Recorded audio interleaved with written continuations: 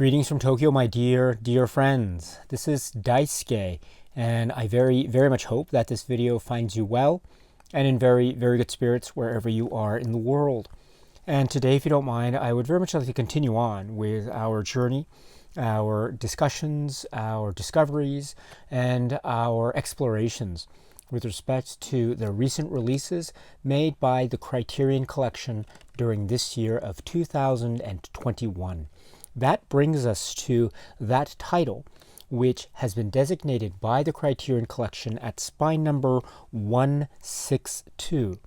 That indicates that, in fact, this is a title that already exists in the Criterion Collection physical media catalog as an earlier released DVD. But now we are seeing a new Blu-ray release of this title, which is a film from 1999. The filmmaker is Lynne Ramsay, and the name of the work is RATCATCHER.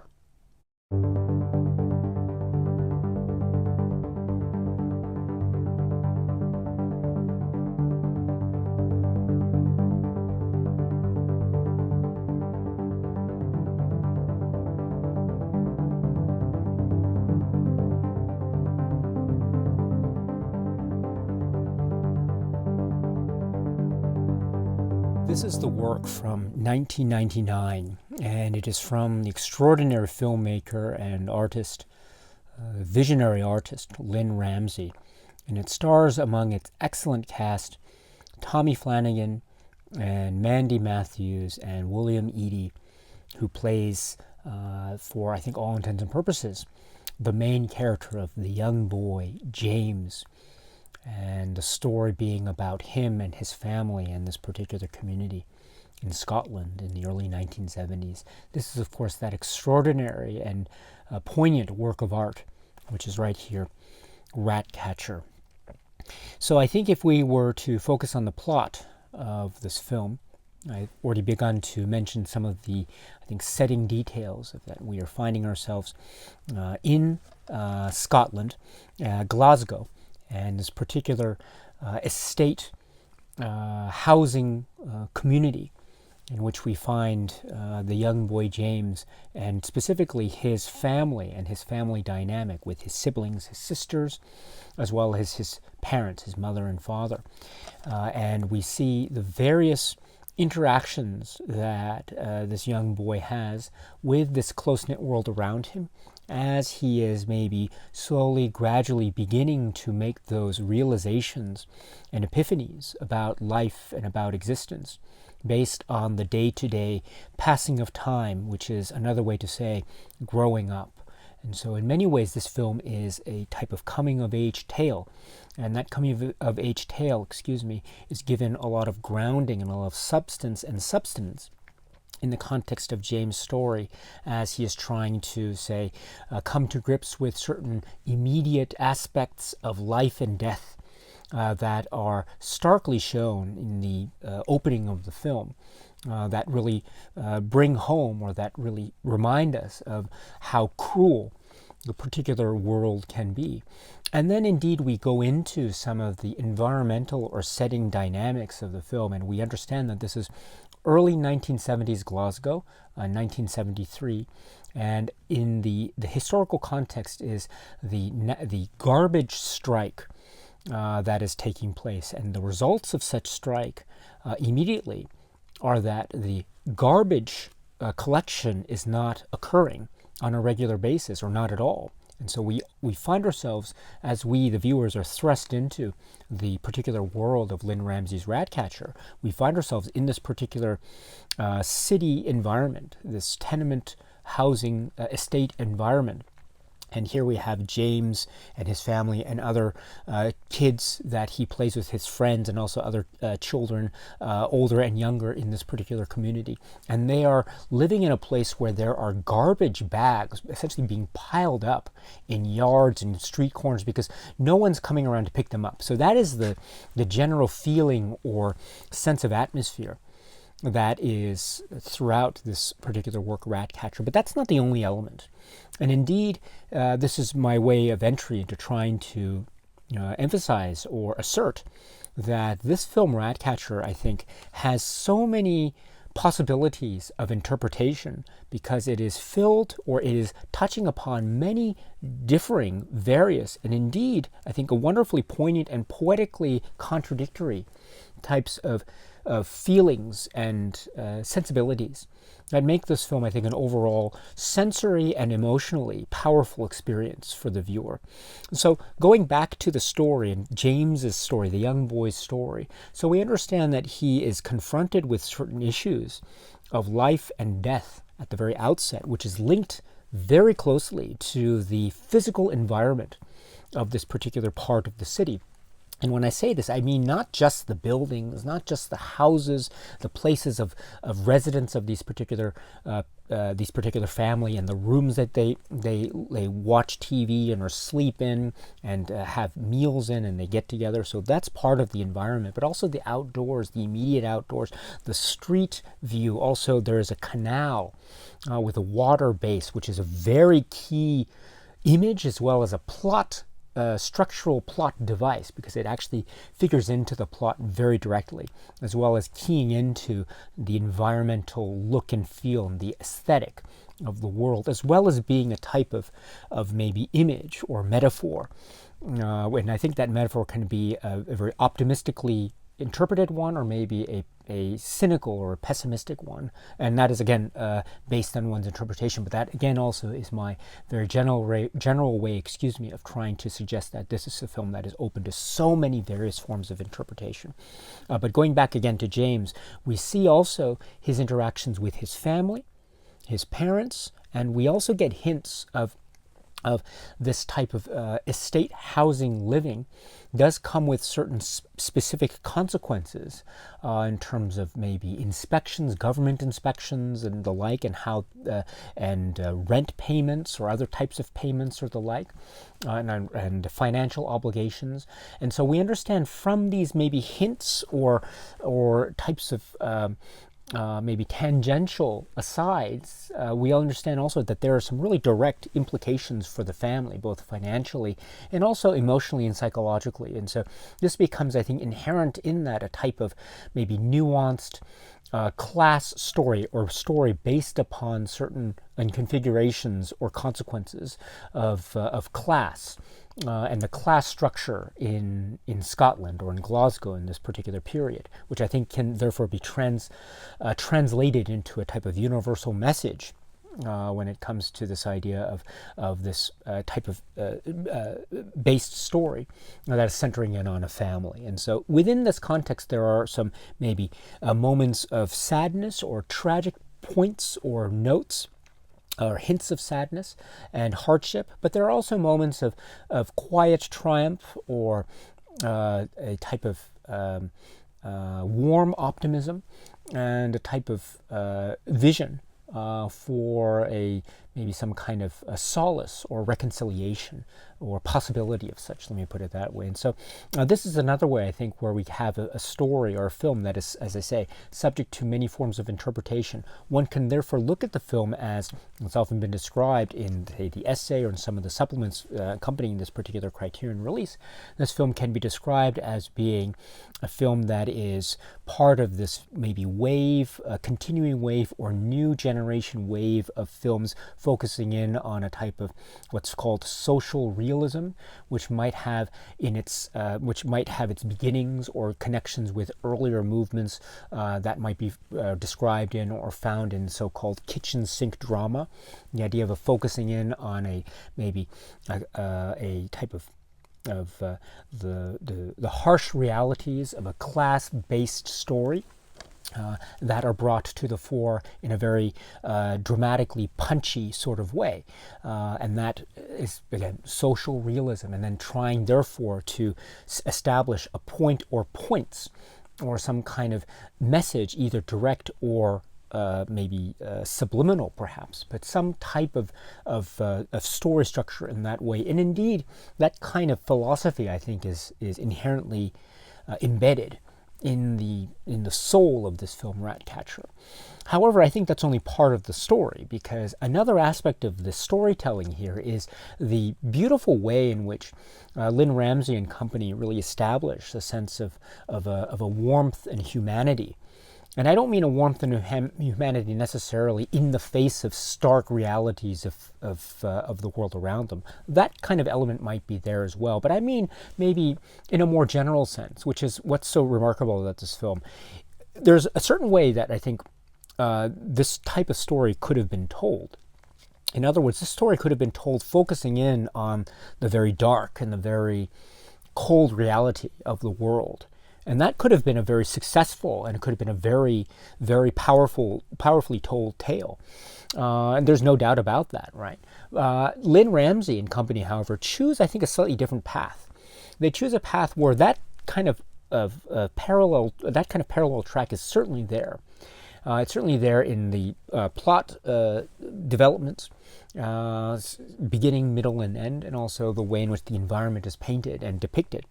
But also, and I want to be very careful here, because the sort of optimistic or lyrically poetic elements of the film are also existing.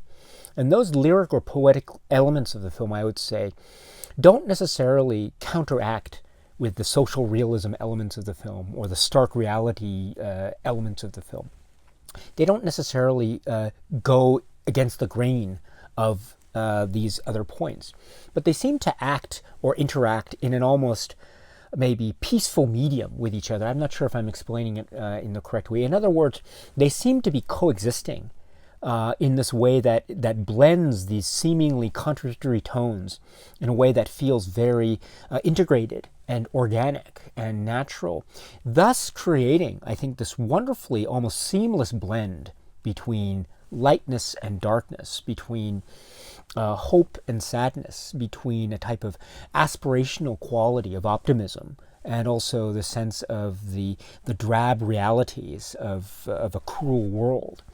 And I think that type of seamless balance between interacting poles of, say, thought and feeling, I think is an extraordinary achievement. And that's one of the reasons why this film Ratcatcher is so compelling and so poetic as it is. It goes from one element to the other in a seamless fashion, and it's invisible. And that invisibility, I think, it's real great strength. It can go from a real depth of sorrow and sadness to a type of joy of discovery. And that joy of discovery is focusing in on, say, that intimate moment between, say, two friends or two close kids who are growing up together in the same neighborhood, and they're beginning to discover each other, for instance, or that type of moment where one is discovering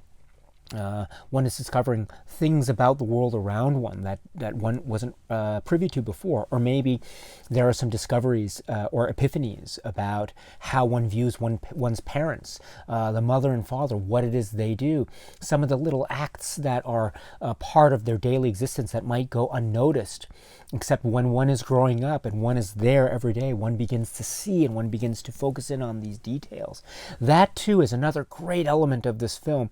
It focuses in on the type of details of the environment in the moment, like a close-up of the child just touching the foot, the stocking foot of his parents, or maybe the close-up of a shoe and the act of scratching the surface of a shoe, or the close-up of a hand as it lays still after a particular dramatic event of the film, or maybe the close-up of two hands holding each other's, or maybe the idea of closing in on a particular part of the canal, or children sitting on the side, or that sudden turn into maybe the way in which the sky is lit or darkened, or the way that the grass in the fields seem to be swaying slightly back and forth due to the wind in the background, etc., or the way that the characters are looking at each other. There's some particular key moments of certain characters looking down through window panes from top story levels down to the ground, and seeing certain things that are going on from a distance, not quite knowing exactly who is being involved except we as viewers. As the camera brings us closer and we get more information, we begin to realize what is happening and transpiring. So these moments of maybe discovery and the unknown that exist within the intimate spaces of everyday living, and that expression of the intimate spaces that is given, I think, full voice and power in these various modes of a type of representation that we find in Ratcatcher, as I say, both in terms of the aspirationally optimistic and lyrically poetic, and the sort of literarily metaphorical, as well as the dark and cold realities of the moment, again, as given us a type of, we are reminded of this in the way in which this film and the story is linked to the city and culture and history of the particular moment, the early to mid 1970s. And so I think we are given, therefore, this really multifaceted, highly complex work. And the brilliance of it is that it just goes, as I say, invisibly from one feeling or moment to the next, to the next, to the next again. And that is a very powerful reflection of a type of lived-in experience, as well as giving it heightened sense of drama, not just by virtue of the way in which the plot develops, but also by the way in which Lynne Ramsay and company focus in on the specialness and the beauty and the almost nobility that exists inherently in many of these situations. Again, using a close-up, maybe it's a close-up of a face or a particular a shot of the father sleeping, or maybe it's a moment of a particular canal outdoor setting, or maybe it's a moment of two characters in an embrace, and just maybe enjoying the moment or feeling peace in the moment and within the particular feeling of being with each other. And so these types of capturing the moments in time of youth growing up and of this particular environment growing up, I think is one of the great strengths. And then, as I say, these types of moments can be subject to a whole wide range of interpretations that make this film oh so powerful. And I should say, too, that as a type of growing up or coming of age tale, one of the great strengths, too, is in focusing in on the intimate details. Lynne Ramsay and company also show us this way, this type of gradual, subliminal way that people, in particular children, kids, and the siblings, etc., how they gradually start to make, and with the main character of the young boy James, I think, as the primary example of this, how these characters slowly, or maybe not so slowly, they begin to make these important discoveries. The word is, as I mentioned earlier in this video, epiphany. The idea of some kind of important fundamental discovery made with regard to something that was hitherto unknown or unseen to this particular perspective. And so these types of discoveries or epiphanies about, say, the world and life and death and a type of financial-based existence and the externality realities of, say, government observation, the estate living, a type of sense of freedom versus feeling not free, the curiosity about, say, one's own sexuality as one enters into the years of puberty, and what that means in terms of how we perceive the world, or how these children begin to perceive the world. Do they perceive the world, and do they confront the world with a sense of frustration and a type of almost aggression, and we see some examples of that in some of the periphery of the characters that we encounter through the perspective of James. Or do we see characters as they're growing up confronting the world with a sense of maybe disquiet or confusion? Or do we see them tackling the issues of the world with a sense of optimism and wonder? Or could it be any of the above, or a combination of any of the above, or maybe none of the above? Who knows? And again, we are meeting so many different characters, in particular the children characters of the film, that I think we see many different types of these permutations or combinations occur based on which character we tend to focus on. And so that is also a really powerful thing, the idea of discoveries, or to borrow a phrase from maybe Lynne Ramsay's early short works, which is also part of the Criterion release. We'll get to it later in this video. The idea of discoveries, epiphanies, or small deaths. And so in this way, we also see this type of attitude or thematic discussion or treatment or handling of this particular type of subject matter. We also see this too as being something which is possibly subject to a whole myriad of interpretations and cinematic reading. And so for these and other reasons, I think we have this powerfully packaged and presented work, Ratcatcher. And speaking of which too, I should say that the sound and the music, delicate, quiet, soothing, also haunting, and sometimes even chilling at the same time, being very much of a type of emotionally liberating experience in terms of the sounds and music. And the images too, the way that the films and the photography capture these various details. I mentioned earlier about how one of the ways that this film is expressing its drama is through the way in which it focuses in on the minutia, the beauty of the minutia. And this is also inherent in the way those moments are photographed. And so this is a key aspect of this film, the way that the visual images or the aesthetic tends to portray a sense of, and again, this is another thing that can be subject to a myriad of interpretations. It could be said to be either a type of visual aesthetic that is focusing in on the type of maybe a type of maybe stark coldness, or there could be this idea of identifications of warmth and identifications of a type of warmth leading to, I use the word again, optimism, again, visually represented in many of these shots that are captured in Ratcatcher. So I think here too we have something that is open to a wide array of interpretation.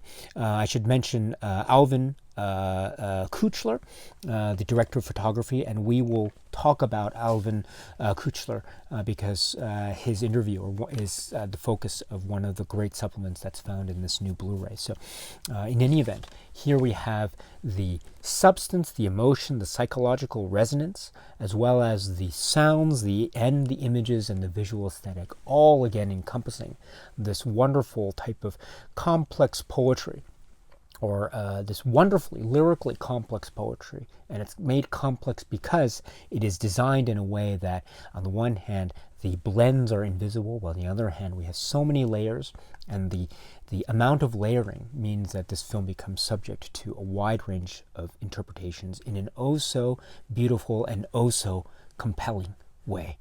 This is the work from Lynne Ramsay, which is Ratcatcher.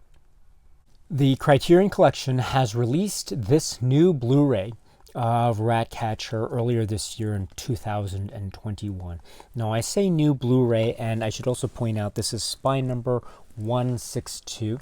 So based on that earlier spine number, relatively speaking, we can understand, therefore, that this is a title that already exists in the Criterion Collection, and in fact it does right here. This is the earlier DVD release of this work, Ratcatcher, and this earlier DVD release was based upon what was described at the time to be a new digital transfer with a number of supplements, and we'll get to that momentarily. But now we have this new Blu-ray, and this new Blu-ray is purported to be based on a new 4K digital restoration supervised by director Lynne Ramsay and cinematographer Alvin Kuchler. And so and again, it has the look and feel and sound of a type of wonderful, enthralling beauty that is, again, inherent to this work, Ratcatcher. So this is a really lovely release of this particular film. And so if you haven't seen this film yet, I think you are in for a real treat. And the Criterion Collection's new Blu-ray, I think, will not disappoint. So please check this out if you can. I think also that, as with any other Criterion release, there are a number of really great supplements. And so let us now focus on what those supplements are. So first up, we have a set, or the menu indicating Lynne Ramsay's name. And so when you press on this, we get two options. We have two interviews with Lynne Ramsay, one from 2002 and the other from 2021. The first being approximately 22 minutes, the second being approximately 20 minutes. And so we have the earlier 2002 interview, which can be found right here as well in the earlier DVD.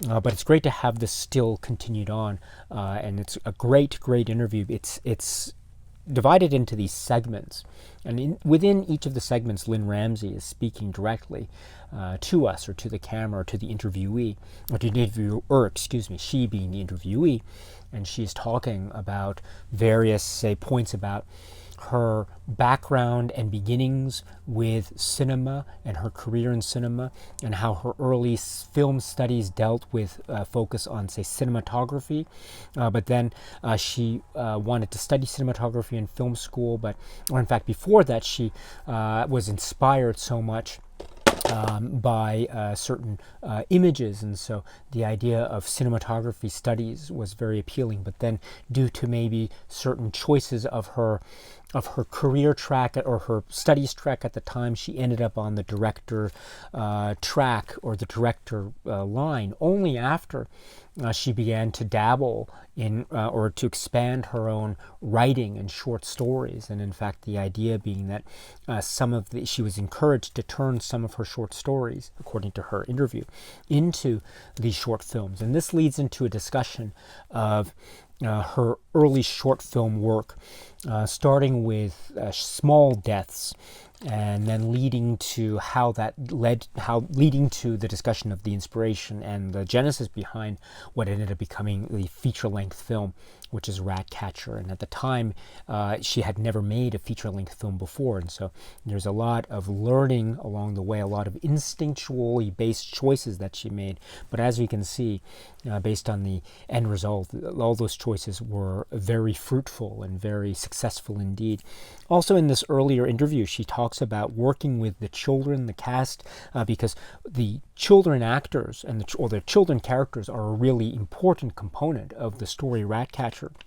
And also not just the children, but the actors overall.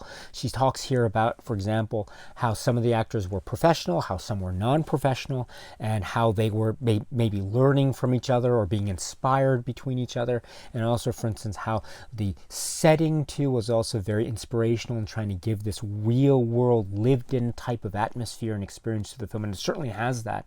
And she explains, Lynne Ramsay does, about some of these details, and about how, talking just about how the community was really supportive or trying to help out in various detailed ways, and all the way down to maybe things about the costumes or the dress and the look, and also the idea too of having to capture a type of period feel or essence, because as we recall, this is a film that's it's a period film. It's set in the early 1970s, and so that also is very important as well. She does too talk about the idea of filmmaking and her approach to filmmaking, control and pre-planning versus a type of spontaneity and instinct. And it's very interesting too, because this might be linked with some of the comments that we will find later in another supplement, which is part of this Blu-ray, with the director of photography, Alvin Kuchler, and how he mentions in that particular interview about how his working relationship with Lynne Ramsay was in his words, it's not necessarily intellectual as much as it was instinctual. And I think what he means by that is this idea of they're really going by what it is they felt based on the environment and the feeling that they were trying to capture, and that type of, rather than discuss it in sort of verbal or these academic terms. Rather they worked it out in terms of this emotionally instinctual level, which I think is very much, it's very successful. And indeed, through that type of approach, we get the end result of Ratcatcher, which is still, or it does have embedded within it, the, I think, core fundamental ideas of maybe that have a type of philosophical tone as well as a poetic tone. And so indeed there is much of a type of emotional core, as well as arguably speaking an intellectual type of core or spirit that I think came to the fore because of this type of working approach that Lynne Ramsay has, and which is also exemplified in a lot of the comments of Alvin Kuchler. So all in all, this is a type of this is a great interview to have, so I'm glad it's carried over. So please check this out if you can. That's the first interview with Lynne Ramsay, again, from 2002, it's described as.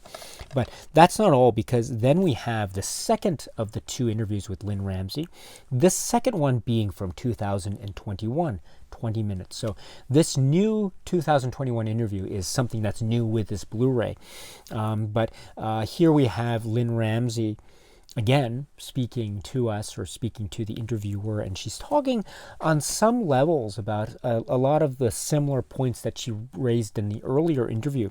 But it's always great to hear it, because she also adds a little bit of a different spin or take or perspective as well. She makes this phrase early on about remembering back, and the idea of cinema as being a world of endless possibilities. I really love this comment because it ties in, I think, so well with the notion or assertion that films from Lynne Ramsay, like Ratcatcher, like some of the other short films like Small Deaths or Kill the Day, which we'll talk about later, or Gasman, these works are subject to so many possible interpretations. So in fact, what she's saying about endless possibilities of cinema, that is indeed what is exemplified in all of her works. So what a great apropos phrase that she provides. And also she talks a little bit about her early cinema journey, growing up and watching what she calls, they said, in Glasgow, she says, people refer to movies as the pictures and going to see the pictures.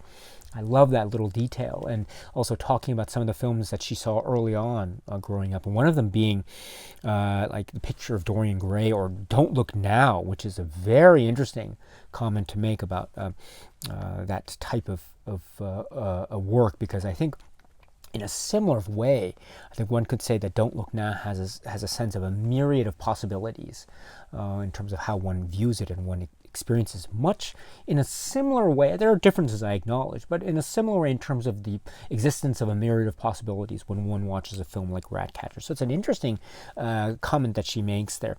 And then she talks about her maybe inspiration for wanting to try out cinema, and the work in particular of Maya Deren and others.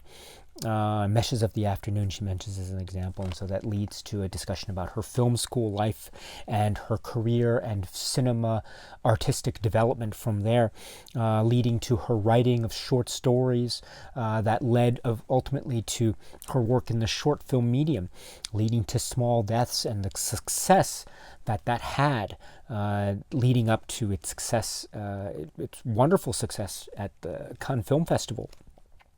And then she was encouraged to write a feature-length film upon encouragement from places like the BFI and others. And so here we have the introduction to the world of Ratcatcher.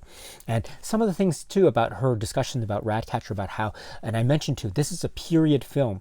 And so here in this interview, she mentions how even the garbage, the rubbish, as she calls it, right, the garbage had to be period, which is such an interesting detail. And it is a very important detail because in not all the scenes, but in some of the scenes, it becomes a kind of key motif. And we see it part of the background. We see sometimes people rummaging through it or sitting on some of the bags because you can't help but, you can't avoid it because it's just all around because of the garbage strike.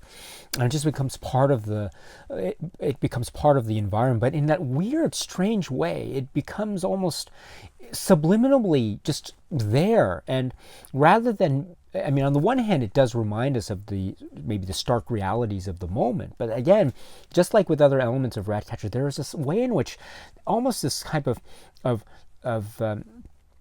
don't know if noble resignation is the right way to put it, but there's almost a sense of acceptance in the way in which the characters are essentially type of accepting it and adapting to this particular change in environment in a way that could be said to be almost uplifting. And so therein lies another way in which you could see another element of this film Ratcatcher subject to a possible myriad of interpretations. And then she also, going back to the interview, Lynne Ramsay focuses in on how she worked with these children actors on set in order, or on the location, in order to get the particular effect or mood or result, and also working with non-professional actors, etc. So, and other details that emerge. So here we have a wonderful new interview with Lynne Ramsay, approximately 20 minutes. So please check this out if you can. It's really wonderful. And then going to the next section of the supplements, here we have what's called short films. And here we have 3 short films from Lynne Ramsay from the 1990s, preceding her 1999 work Ratcatcher. So these 3 short films are Small Deaths from 1995, Kill the Day from 1996, and Gas Man from 1997. These short films were also made available in the earlier Criterion DVD release, but now we have them here also available. This availability of these earlier short works from Lynne Ramsay is, simply put, sublime. This is so great. I'm glad this is still continuing from the earlier release, because you've got to watch these short films if you haven't already. They are powerful, they are clever, they are funny, sweet, charming. They're also very profound. Again, going to the idea, talking about Small Deaths as an example, the idea of the little things that lead to these epiphanies that really have these long-lasting potential effects on one's life growing up. And they can start from the perspective of a child. And this is so powerful. And indeed, we see parallels with, say, the later feature-length work Ratcatcher in a film like Small Deaths. This is, again, described as being the National Film and Television School graduation film. So when she was in film school, Lynne Ramsay, this was her graduation thesis film. And it ended up winning a jury prize for short film at the Cannes Film Festival. Wow. And here we have in the credits, because it's a film that is essentially divided into certain segments. And one of the segments, according to the credits, is described as having the director of photography being Alvin Kuchler. So here we have a great, maybe, way in which we are already seeing the Lynne Ramsay crew being assembled, and they're working together, again, based upon a lot of their film school experiences together.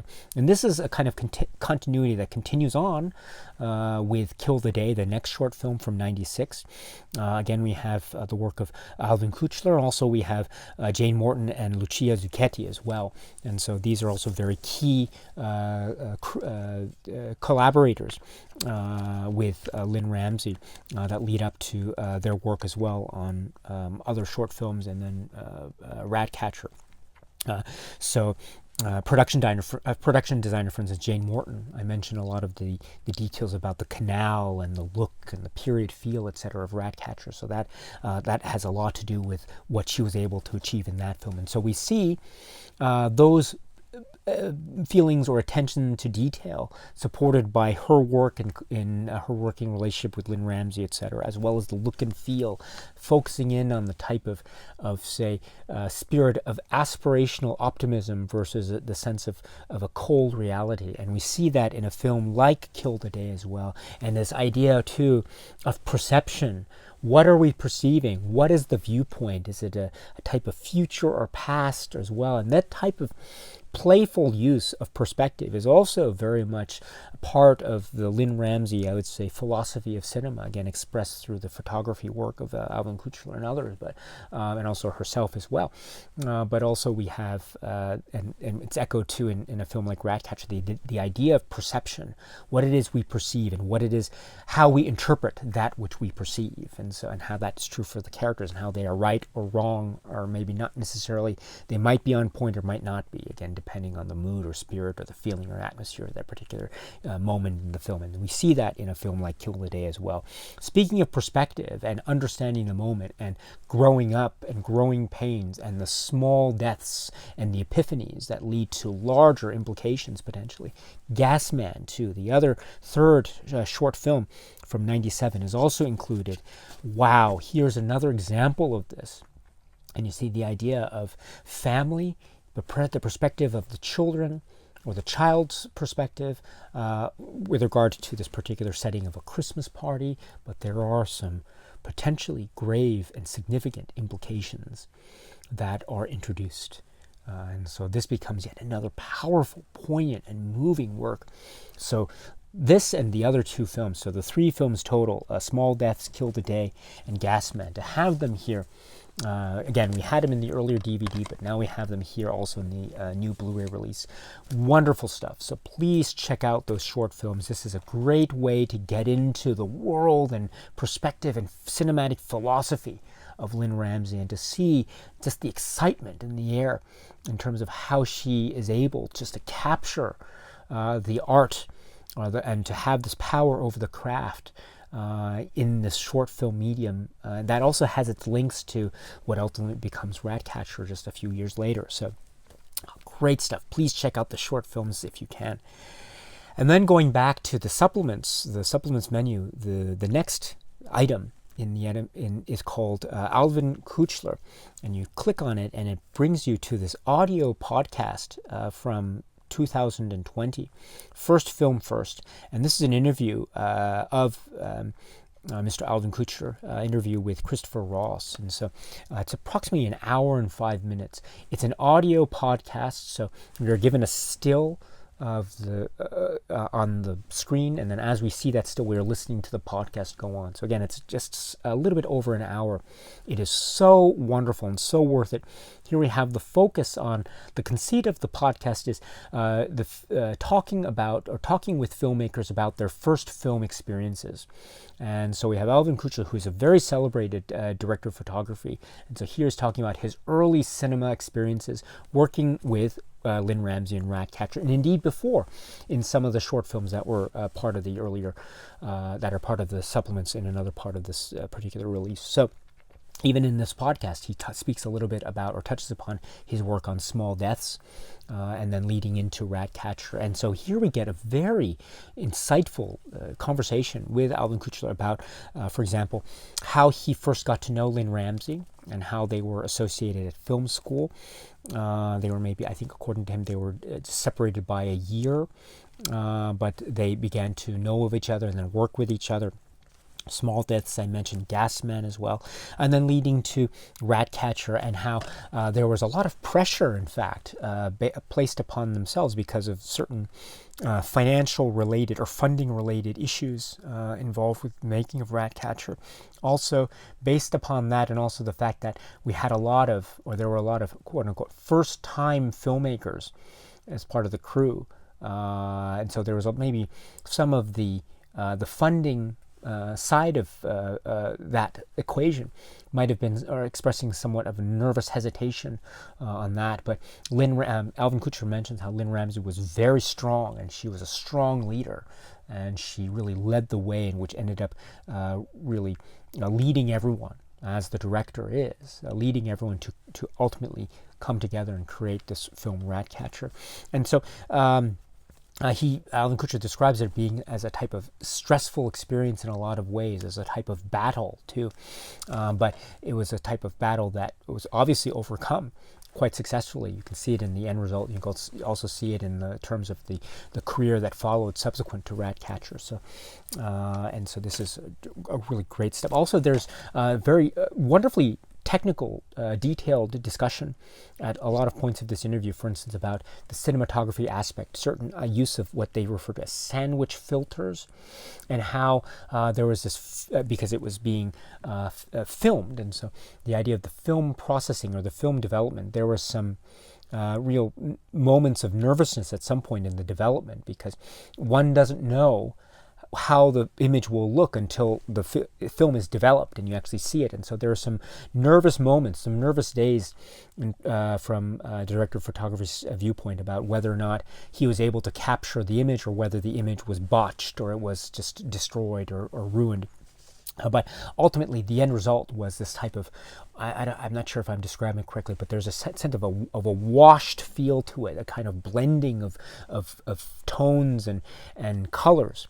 And that has to do also with the type of maybe timing and also the calculations that go into the photography element, the capturing, the lighting, also the use of lenses vis-a-vis the weather conditions too. Because Alvin Kuchler reminds us about how a lot of the time, this was outdoor location shooting, for instance, but there was a lot of times where it was raining, and so there was moisture.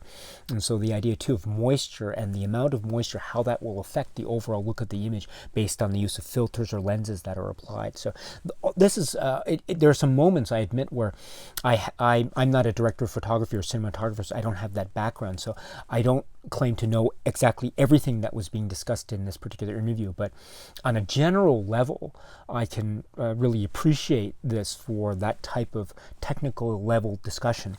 And I can appreciate the fact, too, that there were a lot of details and there are a lot of places and a lot of risks that were being taken. This could have been a disaster artistically. And the fact that it's not just it's not a disaster, and in fact, it's even more than that. It is a brilliant example of modern cinema from these great filmmakers. And so it becomes this wonderful, almost wonderful, like heartwarming story of making a film, even where there are moments of a hardship along the way. So, and I like too how he emphasizes, Alvin Kuchler does, the contributions of other contributors or other members of the crew.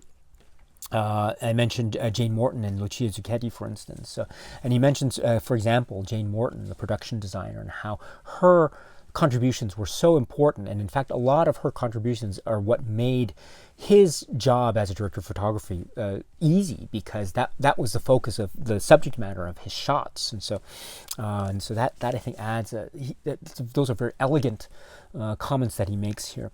And he also talks a little bit about the shooting schedule, and the idea, too, about the world that is reflected in front of the camera also seems to have connections with the world outside of the camera, or in other words, an oft-used phrase is like art imitating life.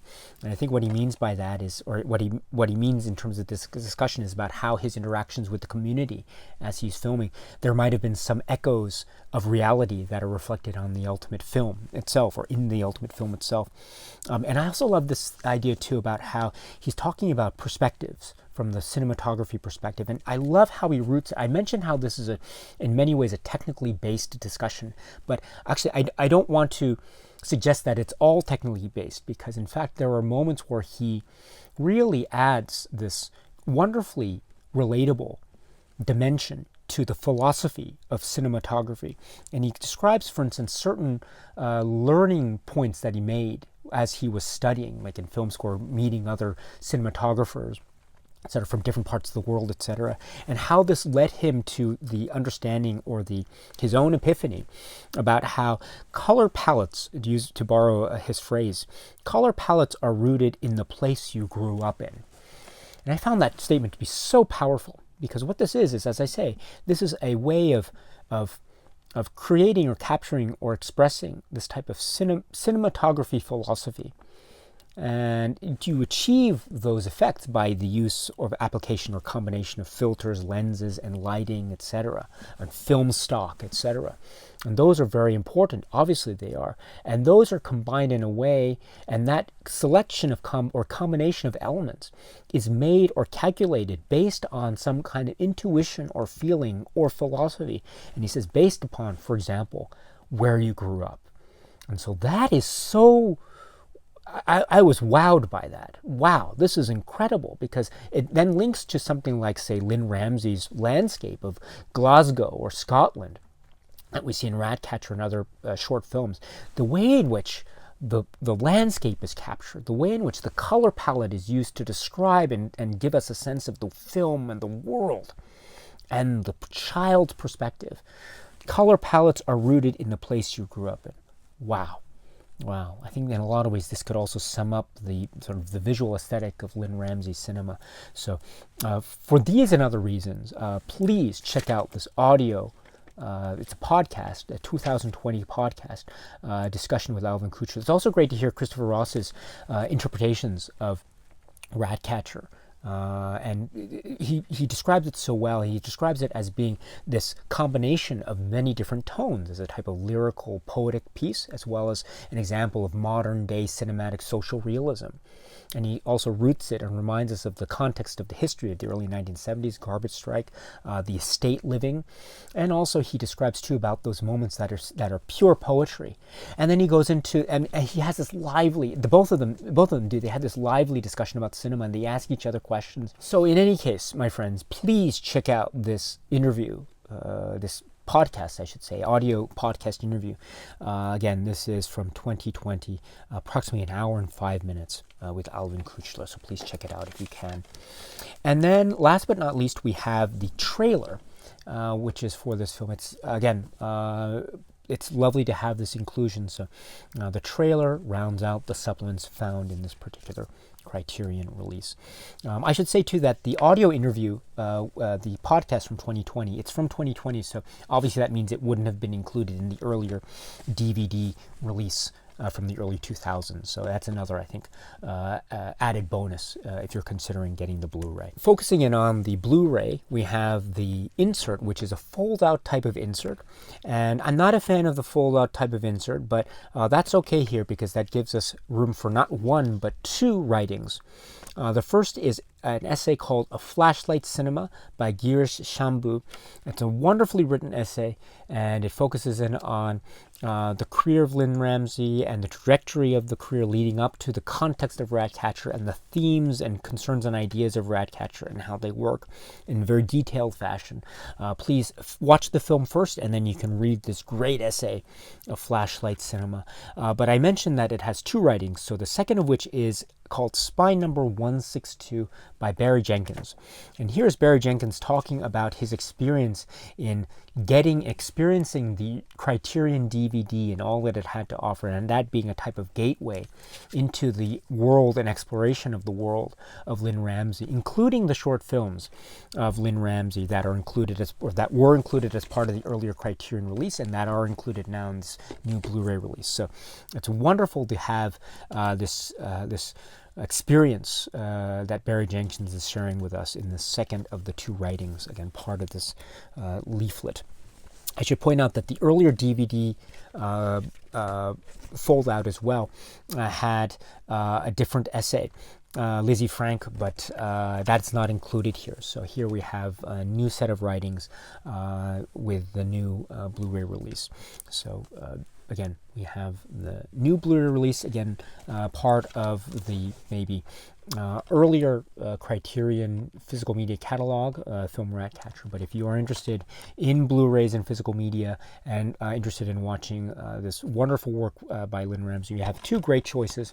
But of course, the new Blu-ray, I think, has a lot to offer as well. So this is, my dear friends, just some comments that I have about this new release from Criterion this year, Ratcatcher. Please check it out if you haven't already. This is a very enthralling and captivating, hypnotic, and also melancholy type of experience that is, again, a wide range of things from this incredible filmmaker, Lynne Ramsay. The film is Ratcatcher. Okay, my friends, so that's it for now. And so until we meet again, please be happy and healthy and well, and please keep on watching a lot of great movies. Thank you so much, as always, for your time. I very much appreciate it. Stay strong, stay safe, and cheers.